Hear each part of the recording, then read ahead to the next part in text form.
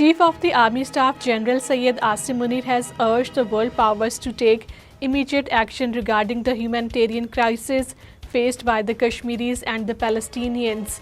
His comments came during the 28th Annual Conference of the International Association of the Peacekeeping Training Centers at the Center for the International Peace and Stability in Islamabad. Kashmiris on both sides of the line of control and around the world will observe Jammu Martyrs' Day tomorrow, reaffirming their commitment to the martyrs' mission for self-determination. This day commemorates the massacre of hundreds of thousands of the Kashmiris by the forces of the Dogra Maharaja Hari Singh and the Hindu fanatics during the partition to Pakistan in the first week of November 1947.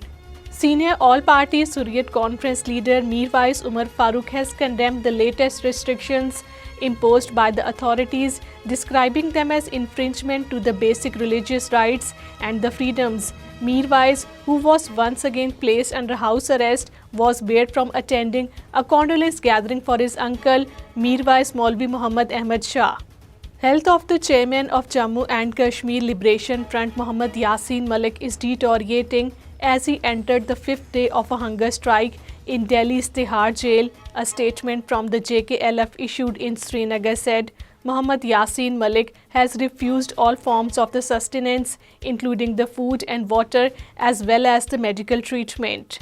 Mishal Hussain Malik, wife of the jailed Kashmiri leader Muhammad Yasin Malik, has made a heartfelt plea to Rahul Gandhi, the Indian opposition leader, to intervene and save her husband's life before it's too late, says a press release. She has urged Gandhi to pressurize the Indian government to immediately transfer Yasin Malik to intensive care unit ICU facility due to his health condition.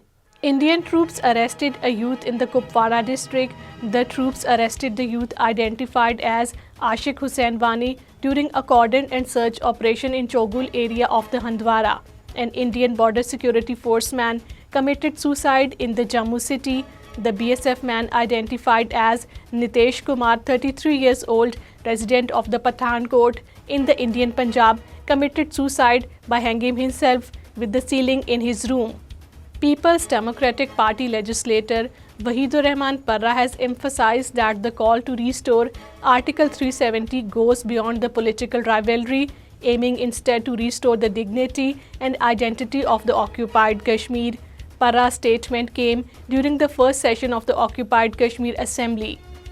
Puppet Chief Minister of Occupied Kashmir has stated that the Kashmiri people have not accepted the revocation of Article 370. Umar Abdullah, in an address in the Assembly, said, the reality is that the people of Jammu and Kashmir have not endorsed the decision of 5th August 2019.